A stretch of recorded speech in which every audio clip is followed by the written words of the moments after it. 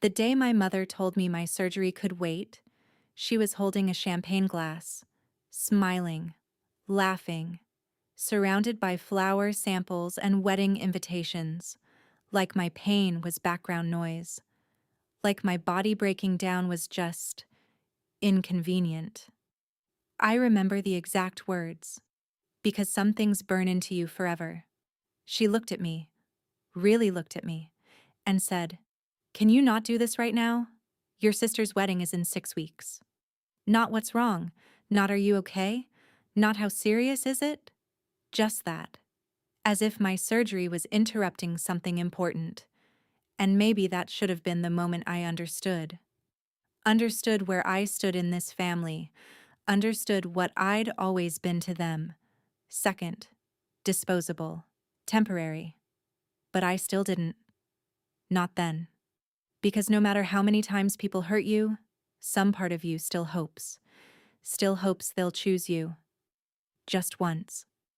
I was wrong. And what happened after that?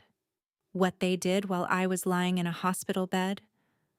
Was something I don't think I'll ever fully forgive. But to understand that, you need to understand my sister, Vanessa. Vanessa was the miracle child. That's what my parents called her. The blessing, the light of the family, the girl who could do no wrong. And me? I was Claire, the accident. That's what my aunt once called me, not to my face. I overheard it when I was 12. She wasn't planned, right? And my mother laughed. Actually laughed. I remember standing outside the kitchen holding my science project. Frozen. Listening. That was the first time I realized I wasn't imagined into this family. I was added. Like an afterthought. Vanessa was 2 years older. Beautiful. Popular. Loud. The kind of person who could walk into a room and make everyone orbit around her. She had this way of smiling, not because she was happy, because she knew people were watching. And my parents adored that. My father used to say, "That girl was born for greatness." He never said things like that about me. Not once. Not when I graduated top of my class. Not when I got into nursing school. Not when I worked double shifts to pay my tuition. Nothing. Vanessa dropped out of college after 6 months. Said it was too restrictive. My parents called her brave. Said she was finding herself. I worked 70 hours a week. They called me distant. Vanessa got engaged at 28 to a man named Trevor. Rich family, luxury cars, country club wedding, everything expensive, everything loud. And from the moment the proposal happened, my parents became obsessed. It consumed them. Every dinner, every conversation, every weekend. Venues, flowers, guest lists, cake tastings, dress fittings. It was all Vanessa. All the time. And honestly, I was used to that. What I wasn't used to was the pain. It started as pressure. A strange tightness in my lower abdomen. At first I ignored it. I had shifts, bills, life. Then it got worse. Sharp, sudden, like something twisting inside me. At work, I'd have to stop mid-step, grab the counter, breathe, smile through it, pretend. Because nurses don't get to fall apart. Not during a 12-hour shift. Not when patients need you. I told myself it was stress, exhaustion, burnout. But one night, I collapsed. Right there in the hospital break room, hit the floor hard, couldn't breathe, couldn't move. I remember my coworker Jenna screaming my name. And after that, everything changed. When I woke up, I was in one of the ER beds. Bright lights, that sterile smell, monitors beeping beside me. My whole body felt heavy. Jenna was sitting next to me. Her face looked pale, scared. That scared me more than the pain, because Jenna wasn't the type to scare easily. She leaned forward, squeezed my hand, and said, "They found something." That sentence. It changes you, no matter how calmly it's said. The doctor came in 10 minutes later. A mass. Large. Complicated. Dangerous. Not cancer. Not yet. But it was growing fast, and it had to come out. Soon. Not in 6 months. Not when things settle down. Soon. Within weeks. Or I could lose much more than my health. I remember nodding, trying to process. But all I could think was, how? How was I going to pay for this? Even with insurance, the surgery would still cost me almost $24,000. Recovery would mean missing work, losing overtime, maybe more. And I had savings, but not enough. Not even close. That night, I called my mother. Not because I wanted to, because I needed to. She answered on the third ring, already distracted. I could hear music in the background, Vanessa's engagement party planning. I told her everything, the pain, the diagnosis, the surgery, and for a second, there was silence. I thought maybe this was the moment. Maybe she'd finally be my mother. Then she sighed, actually sighed, and said, "Well, that's terrible timing." Timing. That was her concern. Not the surgery. Not me. Timing. I laughed. Because what else do you do? I asked if Dad was there. She handed him the phone. He listened, quiet, then said, "How much?" I told him. 24,000. He whistled, long and low. Then he said something I'll never forget. "That's almost what we paid for Vanessa's floral package." I froze. He said it like it was normal, like comparing my surgery to flowers made sense. I asked if they could help, not cover all of it, just help. Anything. A loan, a portion, something. There was another silence. Then my father said, "We're stretched thin right now." Stretched thin. 3 days later, I watched Vanessa post her custom bridal shower invitations, gold foil, hand-painted edges, imported paper. I looked it up. $800 for invitations. That same week, my mother bought her a second dress, a backup reception gown, $3,000. I know because Vanessa bragged about it at dinner. And yes, they still expected me there. Still expected me to smile, to clap, to celebrate. Like I wasn't scheduling surgery around centerpieces. At Sunday dinner, Vanessa leaned across the table, smiling, that smile, and said, "So, are you sure you can't just postpone it until after the wedding?" Everyone laughed. Not because it was funny, because nobody wanted to make it awkward. I stared at her and said, "The doctor said waiting could make it worse." She shrugged, then said, "Well, don't die before my big day." More laughter. Even Trevor laughed. That was the moment. That exact moment. I realized they weren't minimizing my pain. They genuinely didn't care. And somehow, that hurt worse. Because when people hate you, at least they see you. My family? They looked through me, like I was furniture, like I existed only when convenient. And a week later, it got even worse. A week later, I got the call. The hospital needed confirmation, a deposit, $10,000 upfront, or they'd push my surgery back. Not cancel it, just delay it. But delays meant risk. More pain, more damage, maybe complications. I remember sitting in my car outside my apartment, staring at my phone, trying not to panic, trying to think. I had $8,000 in savings, everything I'd built over 6 years. Night shifts, double shifts, skipped vacations, skipped birthdays, skipped life. 8,000, and it still wasn't enough. So I did something I hated. I asked my parents one more time. I drove to their house that night. The whole place looked like a wedding showroom. Boxes everywhere, candles, fabric samples, wine glasses, guest lists. My mother was at the dining table with Vanessa. Trevor was there too, laughing, planning, living, while I felt like my body was betraying me. I stood there for a second. Nobody even noticed. That says a lot. When your own family doesn't notice you standing in the room. Finally, my mother looked up. Oh, just that. Oh, like I was the mailman. I told them I needed the deposit, that I was short, that I'd pay them back. Every cent. I had spreadsheets, payment plans, proof. I came prepared. My father barely looked. Vanessa did, and she smirked. That smirk made my skin crawl. Dad folded the paper, set it down, and said, "We already told you, Claire." I swallowed, tried again. "This isn't cosmetic." He rolled his eyes, like I was being dramatic. Then my mother said it. The sentence that changed everything.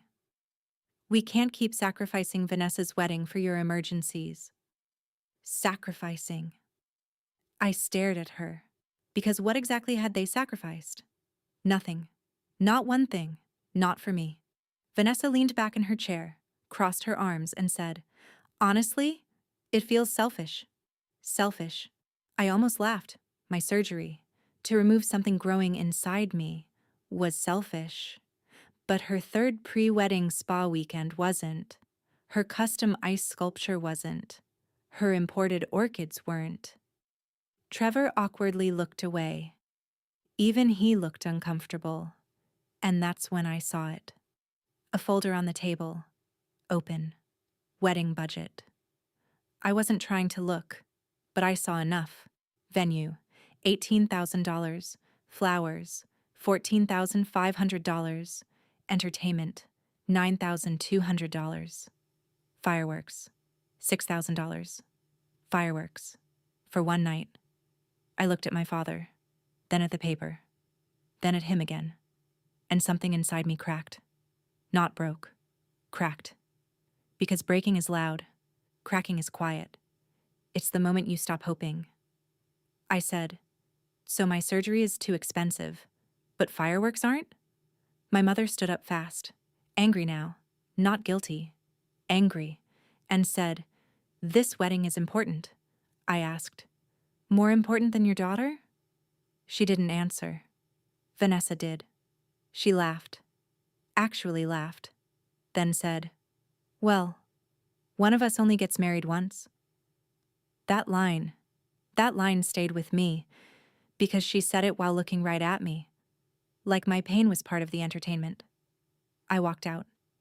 No yelling, no crying, nothing dramatic. Just walked. Because when your heart breaks enough times, eventually it goes quiet. That night, I sold my car. The next morning, I emptied my savings, borrowed from Jenna, picked up every extra shift I could, and somehow barely made the deposit. But what I didn't know, what nobody told me, was that my parents had already done something far worse, something I wouldn't discover until I was lying in that hospital bed. And when I found out, it changed everything. The surgery was scheduled for a Thursday, 3 weeks before Vanessa's wedding. I remember the date because my mother complained about it, said it conflicted with the final dress fitting, as if my organs had checked her calendar first. The pain got worse every day leading up to it. Sleeping hurt, walking hurt, breathing hurt. But I kept working because I had no choice. I needed every dollar. And the entire time, not once, did my parents ask how I was doing. Vanessa texted me, though, not to check on me, to ask if I could help assemble wedding favors. 300 handmade boxes, ribbon-tied, personalized. I left her on red. That felt good. Small, but good. The morning of surgery, Jenna drove me. It was 5:30 in the morning, dark outside, cold. I kept checking my phone. stupidly, waiting. Maybe mom would text, maybe dad, maybe anything. Nothing. Not even a good luck. At 8:15, they wheeled me in, and I remember thinking, this is what alone feels like. Not physically, emotionally, knowing if something went wrong, the people who should care most wouldn't even know. Or maybe they would, and still wouldn't come. When I woke up, everything hurt. My stomach, my chest, my throat. But it was done. The doctor said they got it out, that I'd need time, weeks, maybe months. But I was okay. For the first time in months, I felt relief. Then Jenna walked in, and I knew something was wrong. She looked furious. Not worried. Furious. She sat down, pulled out her phone, and said, "Claire, did you know your parents emptied your emergency fund?" I blinked. My emergency fund? I had one. A trust account. Small. My grandmother left it for me when she died. $30,000? Not huge, but enough for emergencies.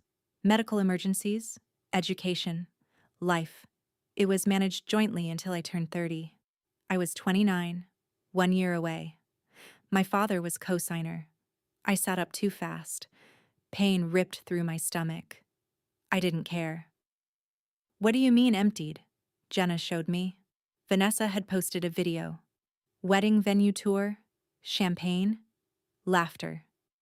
My mother screaming excitedly over the surprise upgrade, and in the caption, she wrote, "Thanks to Dad making some last-minute magic happen." My blood went cold. Jenna had seen it, connected it. She knew about the fund. I grabbed my banking app, checked. Balance, $412. I stared at it, didn't understand. Checked again. Same. Then the transaction history.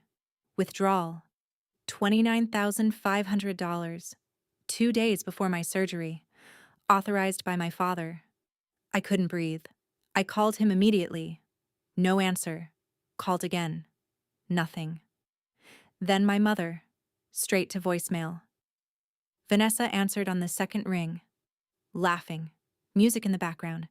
She sounded happy, bright, alive. I asked her, "What did Dad do?"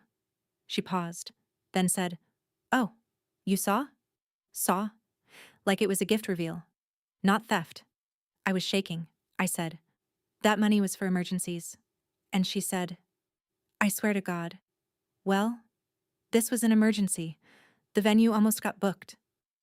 I just stared at the phone. My entire body went numb.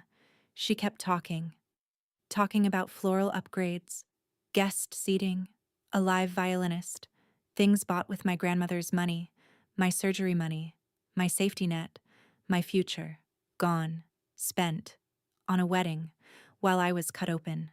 And that was the moment. Not the diagnosis, not the rejection, not even the surgery.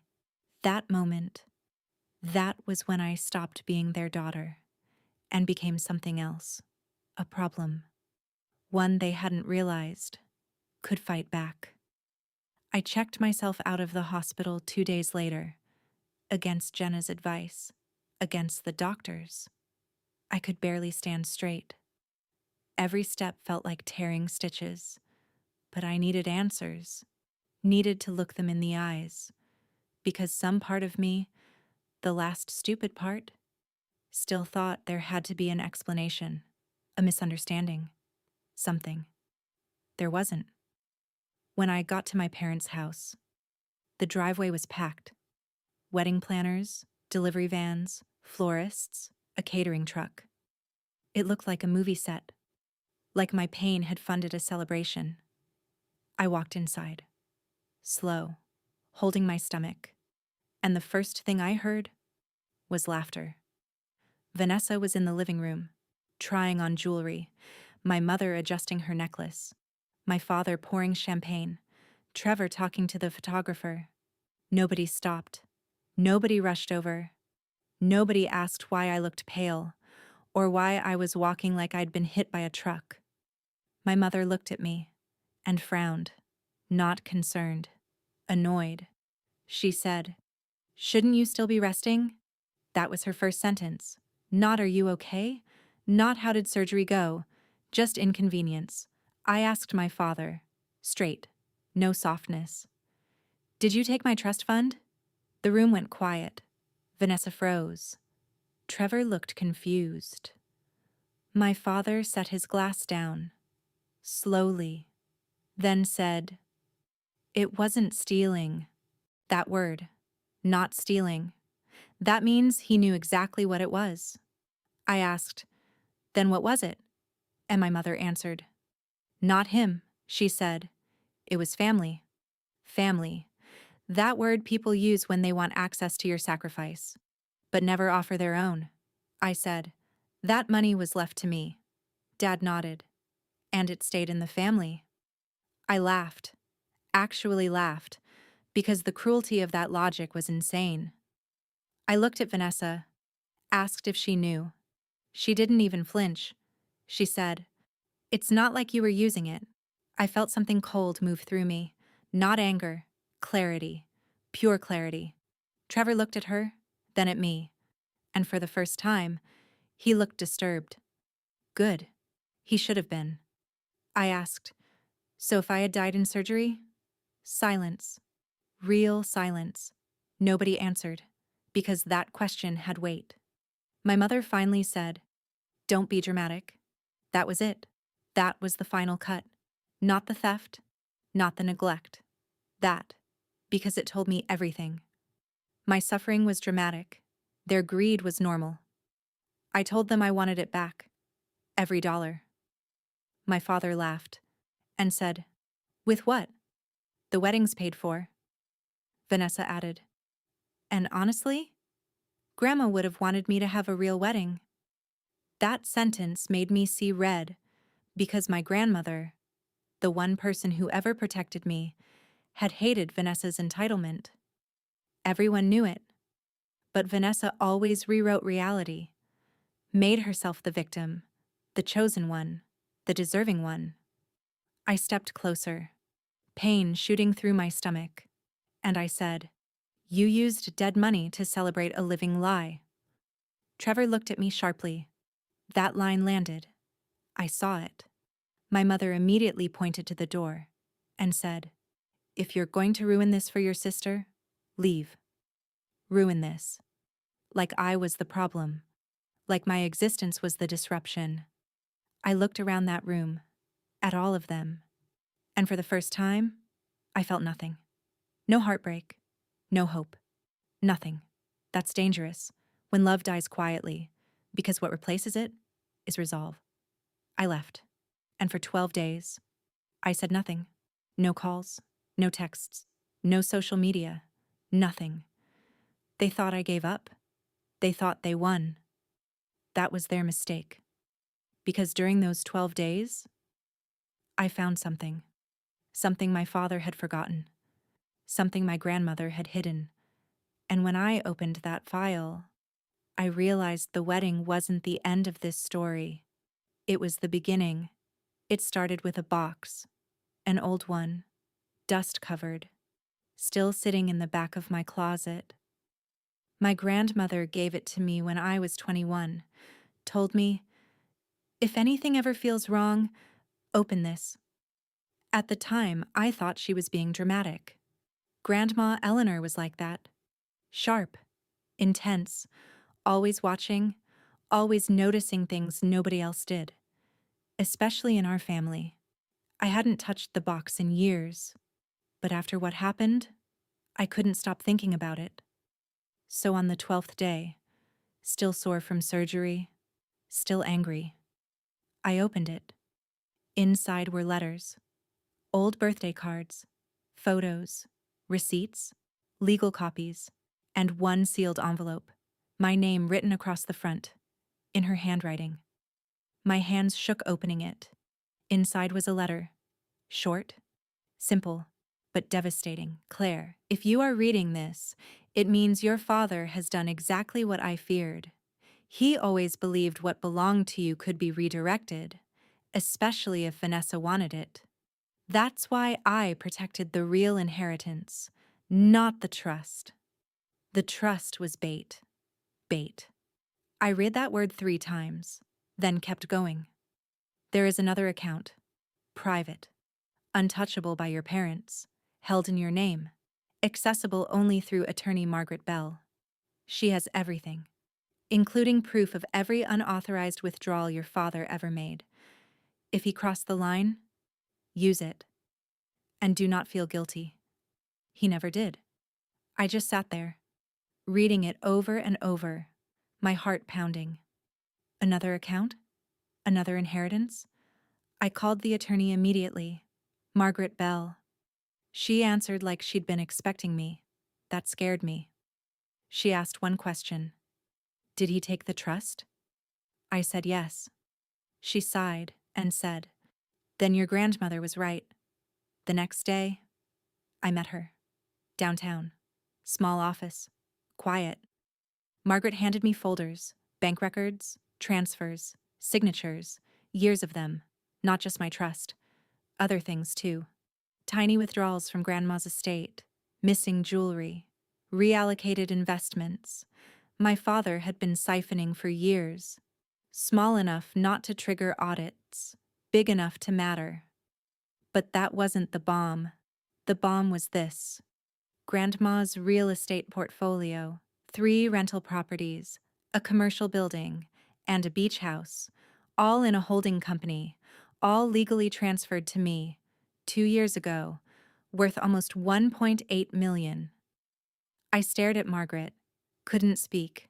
She smiled and said, she knew exactly who would need protection. I cried. Right there. Not because of the money, because somebody saw me. Really saw me. Even after death. Margaret then slid another paper across the desk. A clause. If any family member used coercion, fraud, or unauthorized access against me, they forfeited all future inheritance claims permanently and could be sued. My father had signed that clause. Years ago, he just forgot, or thought I'd never know. That night, I got a text from my mother, first one in almost 2 weeks, not asking how I was, not apologizing, just this. Don't make your sister's wedding about you. I stared at it and smiled, because for the first time, I wasn't reacting, I was planning, and 3 days later, I RSVP'd yes to the wedding, because if they wanted me there, I was going to give them a day they'd never forget. The wedding was on a Saturday. Sunny, expensive. Perfect. Exactly the kind of day Vanessa always believed she deserved. I arrived early, quietly, simple black dress, no makeup, no performance. Still healing, still sore. But standing, that mattered. When my mother saw me, she looked surprised. Not happy, just surprised. Like she honestly thought I wouldn't come. Vanessa walked over, already in her robe, hair half done, champagne in hand, and smiled. That smile. The same one. She looked me up and down and said, wow, you actually made it.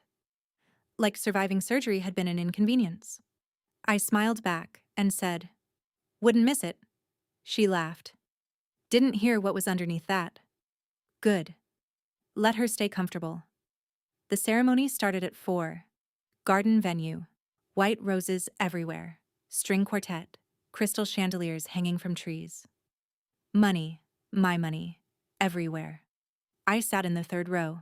Trevor's family on one side, ours on the other. My father avoided looking at me. My mother kept glancing over. Nervous. She knew something. Maybe not what, but something. The vows started. Vanessa cried. Trevor smiled. Everyone clapped. And for 1 second, I almost let it go. Almost. Then the reception started. Dinner. Speeches. Champagne. Dancing. At 8:30, my father stood for his toast. Glass raised. Proud, beaming. He talked about Vanessa, her beauty, her grace, her future. How she had always brought this family together. That line almost made me laugh. Then he said, "To sacrifice for family is the greatest act of love." That did it. I stood up. Slowly. Every chair around me creaked as people turned. I said, "Interesting." The room froze. My father stared. My mother went pale. Vanessa looked annoyed. Not scared. Not yet.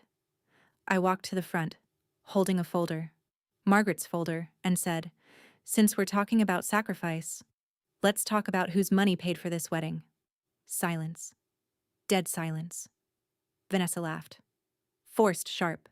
She said, "Claire, don't do this." I ignored her. Looked at Trevor. Then his parents. Then everyone. And opened the folder. Bank transfers. Dates. Amounts. Trust withdrawals. My father's signature. My grandmother's clause. Everything. I read it all. Out loud. Every dollar. Every theft. Every lie. The room changed. You could feel it. Trevor stepped back. Looked at Vanessa. Then my father, and said, "What is she talking about?"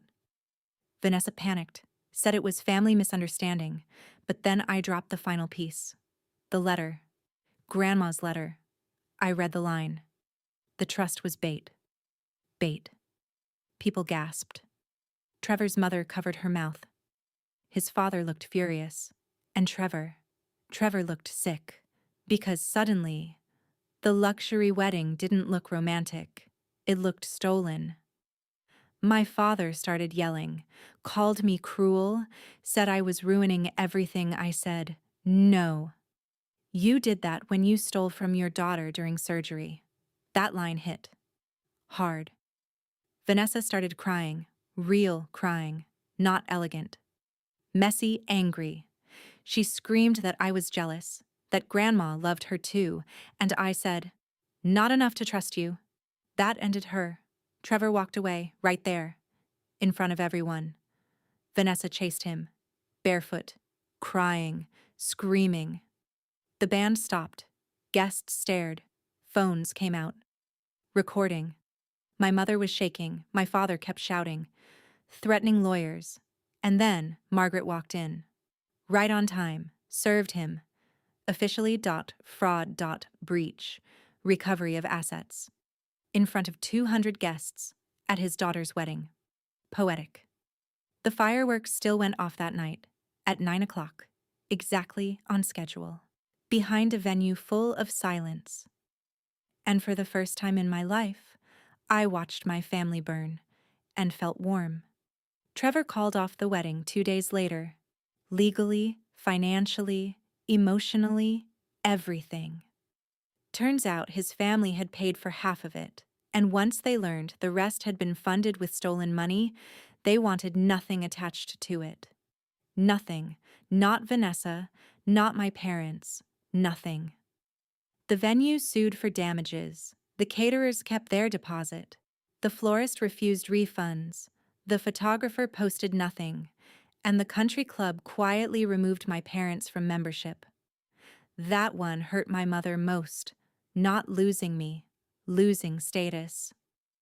My father tried to fight the lawsuit for months, but Margaret had everything, every transfer, every signature, every unauthorized move. He settled, sold 2 of his investment properties, lost most of his retirement, and still had to repay part of what he took, with penalties, with interest, with humiliation. Vanessa disappeared for a while, moved in with a friend. People talked. Of course they did.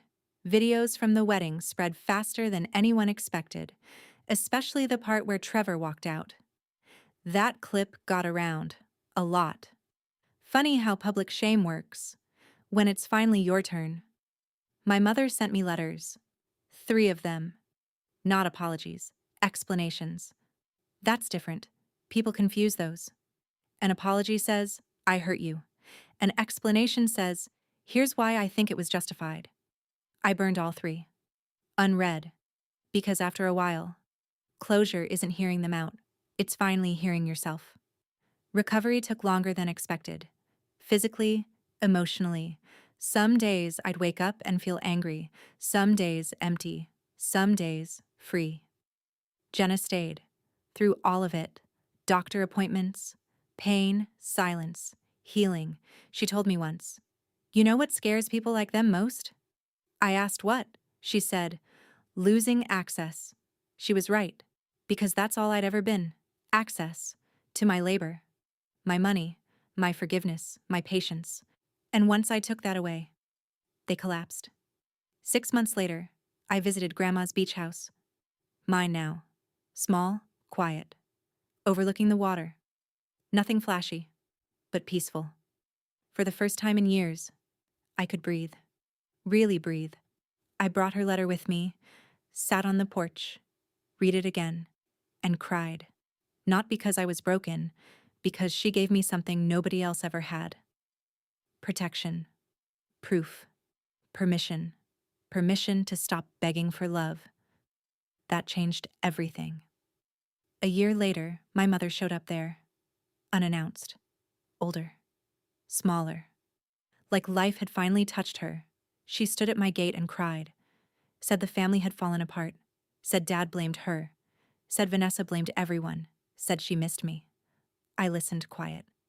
Then she asked, "Can we start over?" I looked at her, really looked, and realized something. She was a stranger, a familiar stranger, and I said, "No, not angry, not cruel, just honest." Then I closed the gate and walked back toward the ocean, because some endings aren't tragic. Some endings are freedom, and mine finally was.